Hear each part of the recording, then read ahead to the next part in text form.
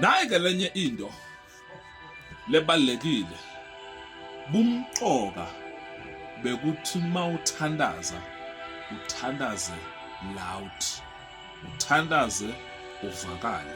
Okay, sikhona ke lesi simo lesi uyothola ukuthi umuntu when it comes to prayer uthi yena mina angikhoni ukuthandaza loud, ngikwazi ukuthandaza silence. Akukho wrong ukuthandaza silence, but kukhona lapho umosha khona umthandazo wakho, unless mawumuntu osune experience thize when it comes to ukuthandaza.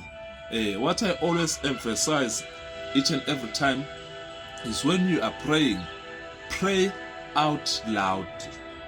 Isiza phela lento leyo, isiza ekuthenini wena uma uthandaza ukwazi ukuba umuntu ofundisayo, ukwazi ukuba umuntu o-encourage abanye abantu osuke uthandaza nabo. And number 2, iyakwazi ukukulekelela ukuthi u-overcome isimo osuke uthi uyasikhulekela. Let's say ukhuza umoya thize and ngeke lowo moya loyo ukhuze silence, because right now ufuna wenze umthandazo wekulwa, yabo, umthandazo wokunqoba. Uzosinqoba kanjani isimo? Let's say uyalala kunento lekuhlupha ke ebusuku, uyalala uphupha kabi, uzosinqoba kanjani leso spirit leso lesifika ebusuku sizokwenzisa into ongayithandi ukuthi wena cha mina mangithandaza ngithandaza silence?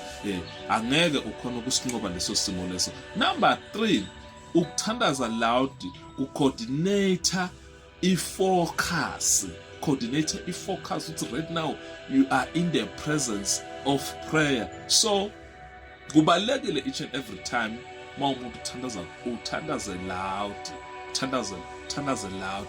Leyo nto leyo i-create i-deeper connection in the spirit, ukuthi right now kwi-presence yokuthandaza lakha siyathandaza, sikhulekelana sisimo, noma ke sikhulekela thi siqala usuku, noma sikhulekela thi sesiyalala, noma sikhulekela leyo nto leyo. And kuya-create i-clarity esi-strong kuma-thought nama-nuggets, yonke lento lokuthi wena njengamanje njengoba uthandaza vele ufuna lo mkhuleko wakho u-align ngalo hlobo lolu, ngoba manje ngisentabeni ngiyakhuleka noma ngisekhaya. Is either uthandaza wedwa noma uthandaza nibabili, uyadingakala ukuthi vele mawuthandaza umemeze, uthandaze loud, ukhombise ukuthi lento yokuthandaza uyayizwa, isemandleni, iyakungena, iyakwembatha lento, uyasilwisa lesimo ke, noma ke wenza ke lowo mthandazo loyo ke wekubonga. Lapho usuthandaza njani, ngeke ubonge ulwa, ufuna ubonge soft, uthandaze soft, ukhombise ukuthi manje